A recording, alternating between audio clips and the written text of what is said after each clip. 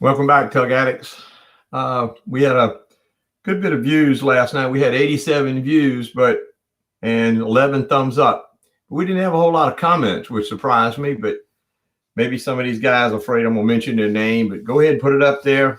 Put a different name. Put XYZ, whatever, and we'll talk about your comments. We did have one from Wayne Chambers, and Wayne said, "I use fluorocarbon leader. I find it works better than mono." I was going to comment last night without your comment coming at me, Wayne. I always use main line from a main line. I'm using this braid 20-pound. I don't know if y'all can see that. Let's see here. There we go. It's kind of not coming in very good. This is the J braid here.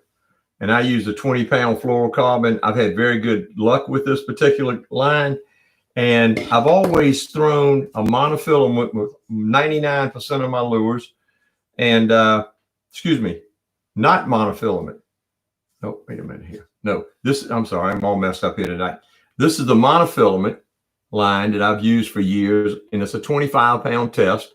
And it's, when I tie knots with it, probably the main reason I use it is that it doesn't kink up like the fluorocarbons do. But here the last couple of weeks, we've been pitching a lot of plastics, and I use, like I told you, that 20-pound braid. But I switched over. My wife has some Seagar 12-pound red label. And this line here has turned out, let's see if we get it straight here in the screen. I don't know how well y'all can see that, but it's a red label. Get it up right side up here. Here we go. Kind of reflection back from my lights here. It's a 12-pound. And it's one of the very few fluorocarbons that I've come across that do not kink up. It just doesn't kink up. All right. Can y'all check that knot out here on the screen? See how well it just looks like it's just one solid line. And I've been fishing out with about a 7-foot fluorocarbon leader. And I have a snap to the head. This is just happens to be one of the colors I was pitching yesterday. We caught 12 just walking the bank right here. And I don't really think head color matters. I just happen to have that lime color. You can see it's pretty nicked up from knocking on the rocks and things. And I have these swivels that kind of make it play a lot easier. I don't tie a loop knot. I'll either tie directly to it or use these snaps. But it seems like the bait just seems to fall better and flutter better with that 12-pound fluorocarbon than it does with the heavier 20-pound mono that I have. So I'm going to switch back and forth depending on what type of plugs and all I'm throwing. I see we had 87 views last night and 11 thumbs up. Come on, with 87 views. I know you must have a few more questions. I did have a problem yesterday. I got hung up on a lure, and I was in such a place. We were walking a bank. I couldn't get down and push my rod tip to the lure and maybe break it loose. So I ended up breaking the line, and it actually broke about 1/4 of an inch above my Albright knot. And that's how I tie my mono to my braid. I use an Albright knot. And I have a pair of scissors. I don't have it in front of me right now, and I'll show you later that I bought. They're the best pair of braid cutting scissors I've ever found. You don't even have to put tension on them. They're awesome. They're actually in my influencer page, I believe. We'll have to check it out and see. If not, I'll have to put it on there. Let's see what else I can go over here now. Oh, talking about getting the lures unlocked. If you're not that deep, you can take your rod sometimes, go down, take the tip of it, punch them off. I remember as a kid, I was at Davenport Pond fishing with my cousin, and these two fellows came up to us and they said, "You guys want to know how to fish?" We looked like, "Get out of here, old man. We know how to fish." He said, "I want y'all to learn how to pitch left-handed. And as soon as these little shikes that we used in those days, MEPs and shikes and those type of things, we give it a click and that blade would immediately start spinning." Well, they wanted us to be able to pitch it into a styrofoam ring. This man was Mr. Stewart. He had Stewart's Florist. And he said, "If your parents allow you to go with us, we'll take you to the Canoochee." Well, boy, to us, that was like going to Alaska or the Amazon. So our parents said, yeah, we could do it. And for about 2 weeks, these two older gentlemen brought these styrofoam rings out that they used to put flowers around, you know, at a funeral or a wedding or whatever it may be. And they would set it out there with a little sinker on it, and we had to pitch left-handed. And after about a couple of weeks, he saw that we were getting good enough that we were hitting it within a foot or two of that ring or hitting it in the ring.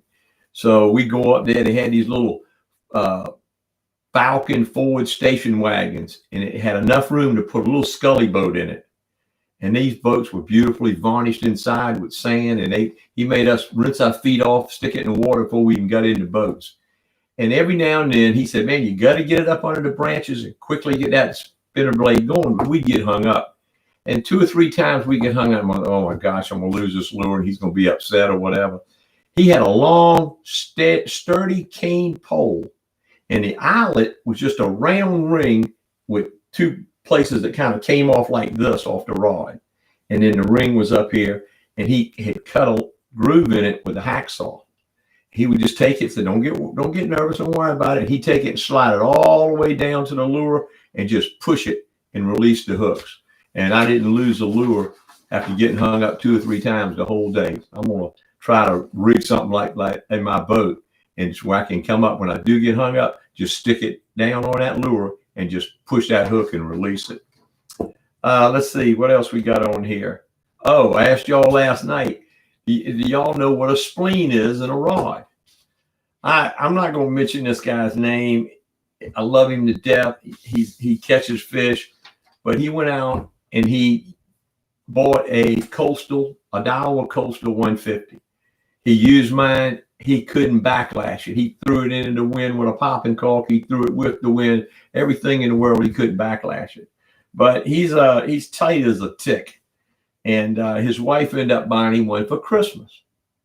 Well, we went fishing yesterday, like I told you, and he came over and he said, man, I got this backlash in here. Well, he had a 10-pound braided line, and the spool was so loose in it where he didn't set it. He got a backlash 3/4 of the way down into the spool.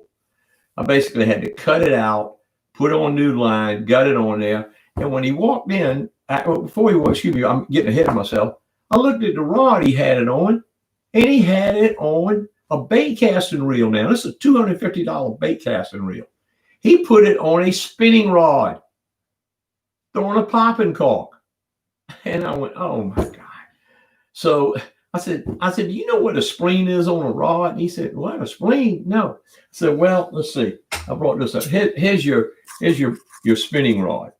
Well, if you bend the rod this way, you're fine. There's no problem. But the spleen is the backside of the rod where it's designed to bend in the direction of where the eyes are. Well, if you bend it in the opposite direction, it's going to break. How it didn't break, I don't know. I guess it was so flimsy, he couldn't put enough pressure on it. It didn't catch a big enough fish on it to break the rod.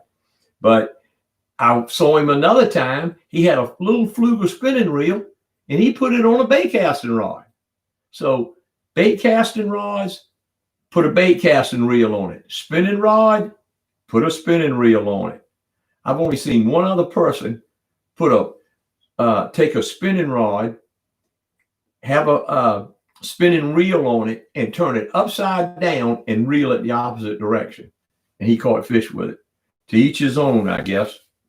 I don't know what else we need to go over right now. If y'all have any comments, please leave them and let us know. Ring the bell and go to our website and the influencer page and check it out. Give us a thumbs up. And don't forget to leave comments and questions. One of the things I want to leave you with tonight is we know we're doing the little nostalgia things, talking about how far we've come. And with all our progress, don't you just wish, just once, you could slip back in time and savor the slower pace and share it with your children of today. So maybe we can share some of the old stories and all. And just remember, it's not the fish you caught today, but the journey along the way. Take a kid fishing. You can't catch him on the couch. Thank you, Tug Addicts. See you tomorrow night. Have a good one. Bye.